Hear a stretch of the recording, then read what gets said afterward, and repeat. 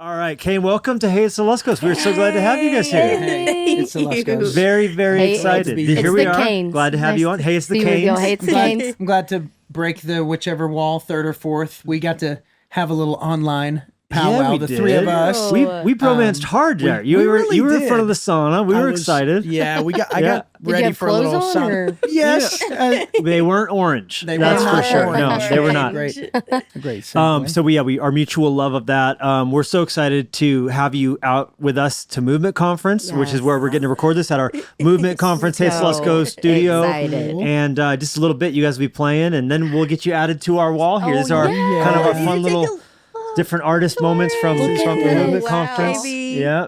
This is so special. So we can't wait to get you up there. Our kids are very excited for you guys Specifically, being our here. daughter Clover. Here's the She's soundbite. 12 years old. She Okay. said, "I've been saving all year for Cain's merch table." That's what my she said. goodness. So Clover's Wait, Clover's but ready to she's gonna spend. get. She's gonna get a No. two for She one. saved the money. She will purchase Okay, I was going it. to say, Yeah. as her parents, do you want her to have special treatment or not? No, Like, let her we don't buy want to cut it. the top Let her off of buy this it. kid. Builds character. Okay. Yeah. She already We don't kind of wanna got spoil special her. treatment because she got to shop before anyone else. So that's Okay. kind of Yeah. like What her. a sweet. Yeah, but Okay. she used her money. She's excited. She loves That's music, as we all do, good. as the world Thank you. does. And you guys are just so fun. I love that you're know. siblings hanging out together, loving each other. Well, know. I'll be honest with you, and maybe I got this from my dad or just what the insecurity that comes with creating anything. But when people used to tell me my kids love your music, I used to always immediately go, "Oh, you don't." Yeah. Right? I used to take it as like the great dig. Is like, "Oh, I'm with you. And now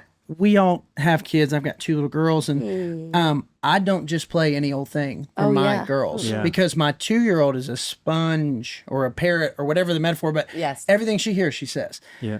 And so it actually brings me even more joy now when I hear that your 12-year-old listens to music and then like made a Saved judgment, money. saved money. Like it just Yes. means so You much also to know, me. as an adult, you don't even have time to listen to music. You know what I mean? It's like yeah. you're just. You're I like, want to hear the hum of the road. Yeah, I want to hear exactly. the sounds. My ears just like when we were looking at the wall, I spun around and saw this picture right here. It's like something has happened to me where now I'm looking at that next group because there's, by now there are many teachers, but not many fathers. Oof. And I see that this group, when we were young, we're not anymore, but when we were young, it felt like we had an identity crisis and everybody was after us. Now, not only did this age group have an identity crisis, they don't even have seeming like anybody's after them. Yeah. They're just allowing people to sort of flow and be lost and find yourself. And I just think kids are desperate for somebody to like pick them up and hold them, Yeah. foster them. Totally. And so it just makes me excited to be here and to know that we get to be on the same lineup with y'all and KB and it's people that we crazy. think are cool. And there And are we're- kids that are 12 that care We're here. big It's amazing. camp kids. Yeah. I mean, like, and you guys are too. Well, like, you guys it are made a PKs. huge impact. Yeah. I mean, I gave my life to Crisis Summer Camp. I know Jennie was Yes. powerfully impacted by retreats and moments like that. Was that something Right. pivotal in your journey? Oh my Absolutely. gosh. Yes.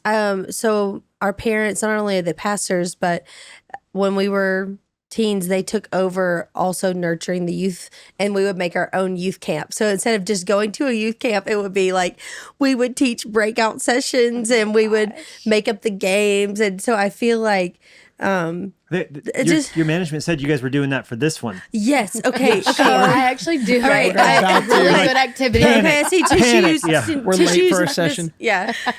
No, but just some of the most pure times of just like spiritual connectedness I can trace back to camp when you have just spent 3 or 4 days in the Word, completely out of cell phone service. You're just leaned in, and it's like, I don't know if I've had that much time again in my adult life. Yeah, true. And so, Yeah. you can't look down on these experiences because you're young, because you don't really get this opportunity. Yeah, people when you gonna get knock them as mountaintop experiences, but it's like, so Oh, Right. Yeah. We got the 10 Commandments from the top of the mountain. We've got some pretty important things have Exactly. happened to us in our Christian Jesus, history. like Peter, Top of James, a and John up to a mountain. It's like, There yeah, you go. it's like kind of important. Yeah, and I think too, like, I feel like maybe I'm listening to you talk, and I think if somebody's watching this and hear like, we're sitting on this couch being a part of Movement Conference because our parents empowered us as 14, 15, 16-year-olds to go ahead and crazy. not only be hearers of the word, but doers as well. Yeah. To not just hear it, but to teach it. And I think that there's something about being out there and being in charge. You get very like nervous that it's you that's going to bring the growth anyway. Yeah. Great. But it's God that's going to bring the growth, and empowering young people in that pivotal age to say, actually, not only is this like worth your time, but you can do this for the rest of your life. I'm thankful that we got a chance at that young age to feel the weight of the gospel, because then when I was 18 years old and somebody tried to talk me out of it, I'd already had I'd walked with God a little bit versus being carried until it was time for me to leave my house and find my own way. So they're just gonna make a memory, and like sometimes we don't get a lot of those. I mean, now there's just your phone, like a lot of your days they just blur together.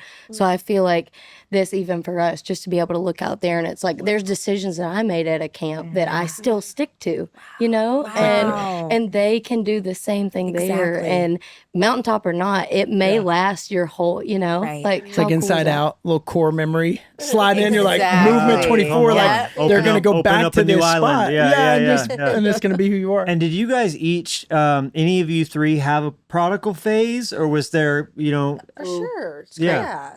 I might technically still be in it. I don't Okay, know. but you know what I mean? Did No, it take 100%. longer for any of you to kind of have your eyes open to the gospel, or was it similarly? That's good.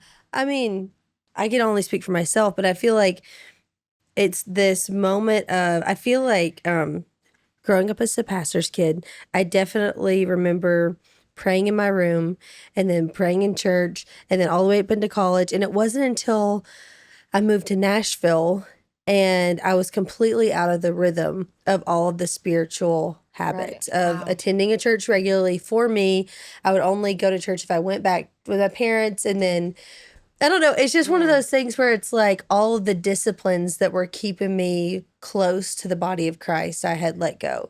And so it wasn't until a few years of that I was like, oh, I'm not good. I'm not very good. Yeah. And my leanings are leaning away from God. And then you hitting that rock bottom of like, okay, I'm crying out to the Lord, but I also have to put back in these disciplines that bring me back into the fold. And I needed to establish that for myself. You would tell us, because like this plays into our music journey. We did country music for 5 years, but that really meant we didn't go to church for so long, because you were always like, okay, play on a Saturday night, travel, get home the next day. But you were like a bunch of non-decisions. It wasn't like you make a decision to not follow God. None of us did that.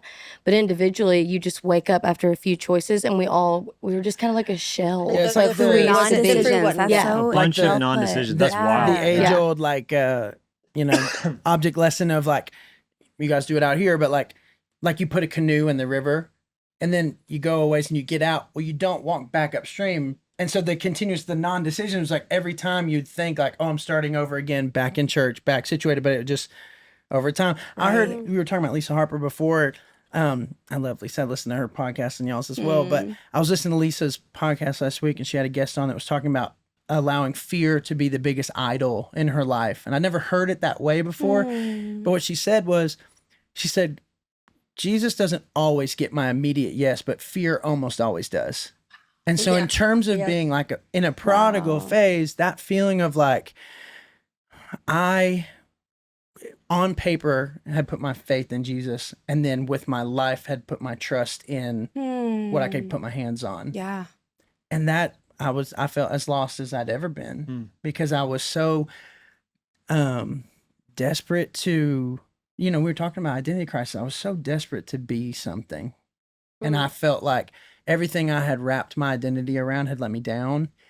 And so then when it was time for me to kind of answer to that, it's just hard. It really is so hard when you have 20 plus years of family ministry and all this stuff to go and be vulnerable and to go be broken and say, what do I have to show for this? Nothing. But that's kind of what he said, like, great. So then what's in your hands? Like, nothing. I can feel it. So that felt like the prodigal season for me. Is I spent a lot of years running when music was not going well.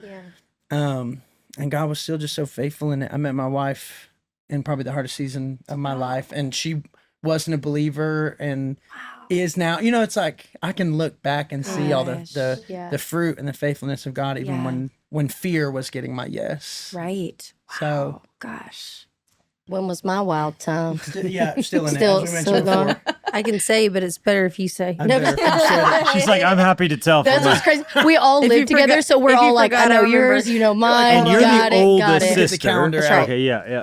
So I just was like the rule follower, and being a preacher's kid was ideal for me because you get so much praise for being good. And like we were good kids and we would all, you know, keep each other in line. But eventually that just like wears off. And I was reading in Galatians today, and like Paul is telling them that kind of sentiment of just like following the law, like it will end in death for you guys. And I could feel that my time, like you move to Nashville and you do all the right things, nobody cares. Nobody, eventually that praise goes away.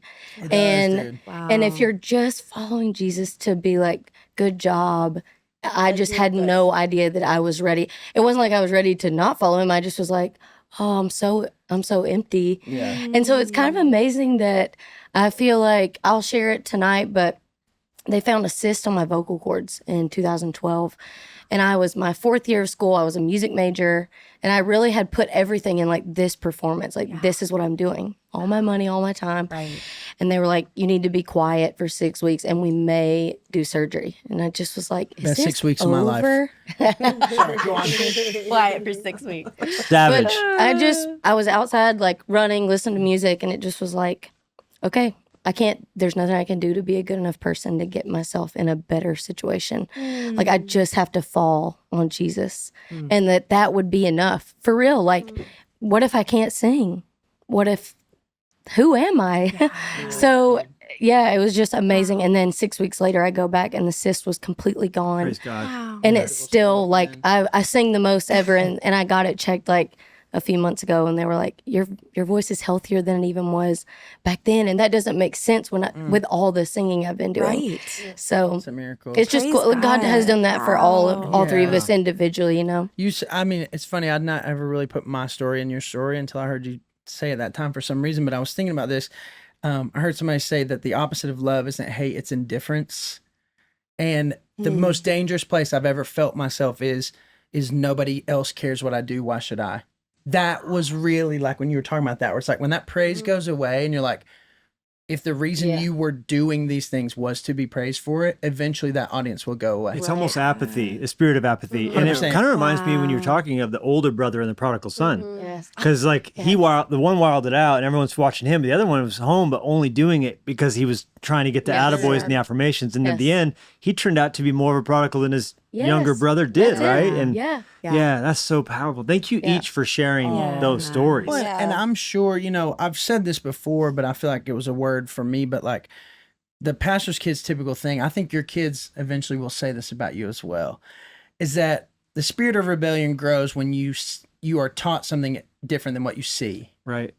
And we just weren't ever incentivized to rebel from our parents because they were honest with us at home. They weren't perfect, but they lived in front of us Monday through Saturday what they told other people on Sunday. Wow. And so I'm thankful that whether we were the older brother and the prodigal son, or whatever, like I think God spared us a lot of real heartache and a lot of real difficult time just by us at least being able to lean on our family that the church didn't hurt us. Yeah, that is so cool. Like, so there's some benefit to being the older brother when it comes to your like physical safety and the consequences that you have on earth. So I feel like even if we went the wrong way with like following all these laws, we were able to be spared from a lot of like STD calamity, Yes, alcohol yes. calamity, So almost by like us being under the shepherd and the governing of our parents, it's like no matter what, you still have to get to a place of need of salvation. That's right. So you're going to fall into one ditch, but it is kind of nice that we were Yeah. able to avoid a lot of that. I heard someone other say recently, they Wow. said, calamity. purity culture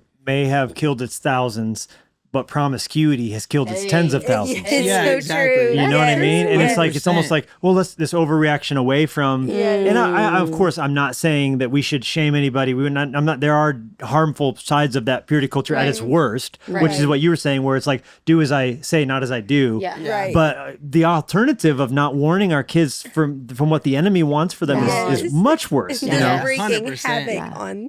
Yeah. I told mom, I was like, you guys may have been strict, but like I'm gonna be worse. Like I just now having a daughter. Are you kidding me? I'm Like, gonna be worse. It's I'm gonna amazing be that worse. they did a You're great like, job. you just go hug her. Every time you see her, just You go can hug her. tell we're in our young parent phase Yeah. where I look back and it's, I don't know why I'm getting emotional, but it's like all I can do to feed my son and get clothes on him. And I think about my mom making memory verse flashcards and like teaching us scripture before we could read. And I'm like, I'm not doing that. I'm not doing any of Where does the- that. Like, Dude, I'm and, just you in the know, pantry eating goldfish crackers to like Yes. stuff down my emotions. like everything is microwave food. Like I see how much Totally.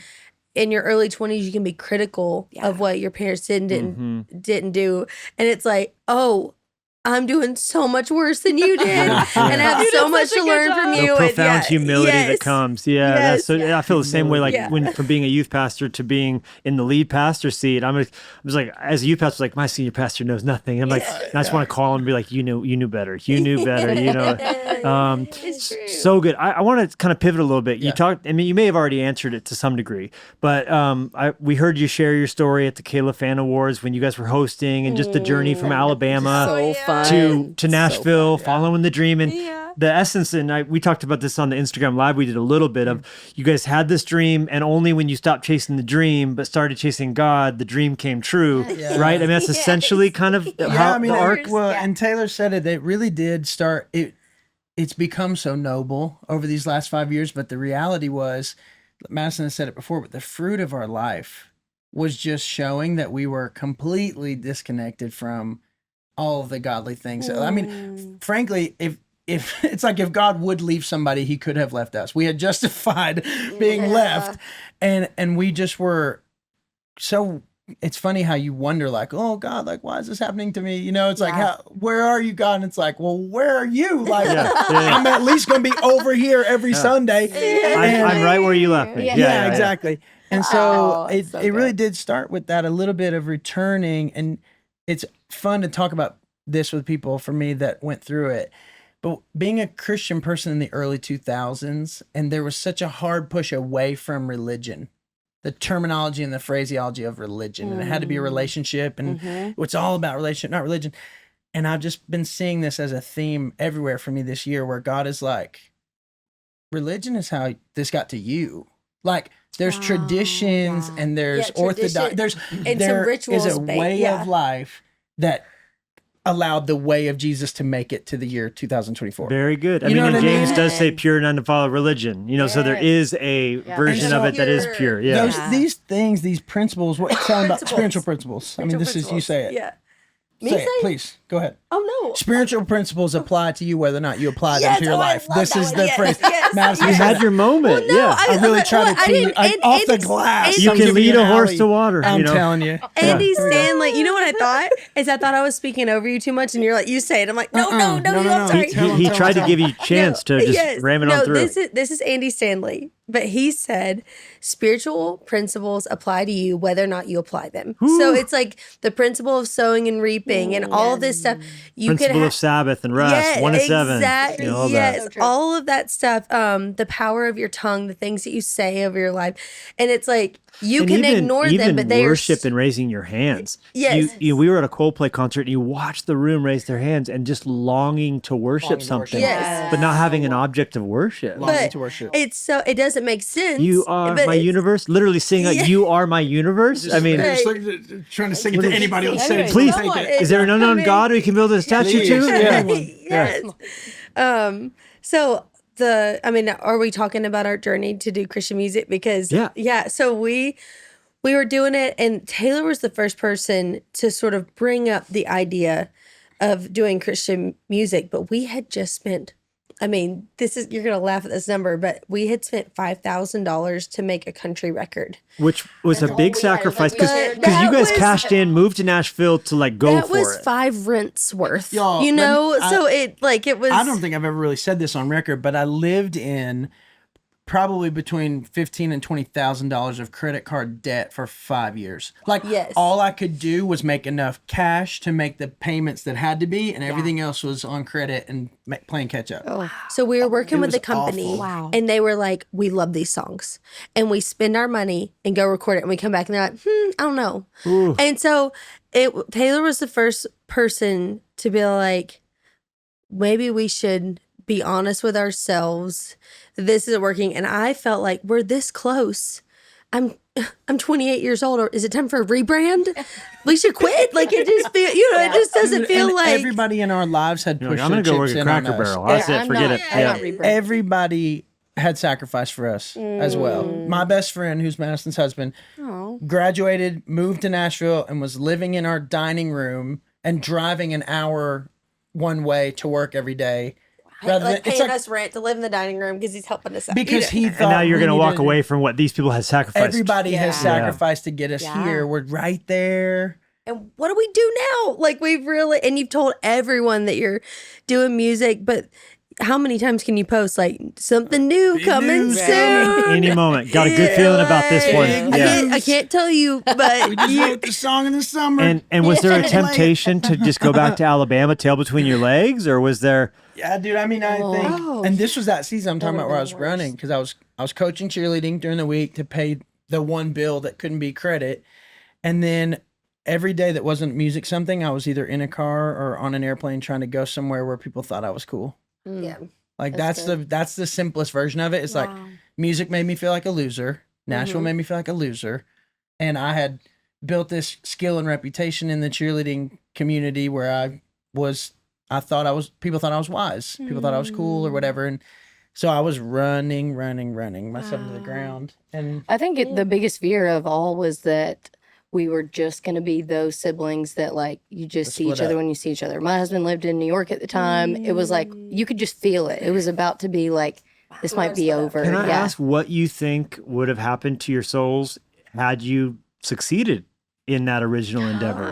that is the Okay, question. something that man. I Good. wasn't doing well was we felt from our country managers at the time, they were putting a lot of pressure on act single, dress single, like in interviews, don't Be bring up your spouse, don't like, that was sort of the unspoken pressure. If we were in a meeting in New York, it was like, hey, don't bring Jared. It was sort of like, and so I just wonder if that was already the vibe, what would that have turned Where does into? that lead to? Like the canoe. Yes, Yeah. exactly. I'll answer simply and shortly. It would have killed me.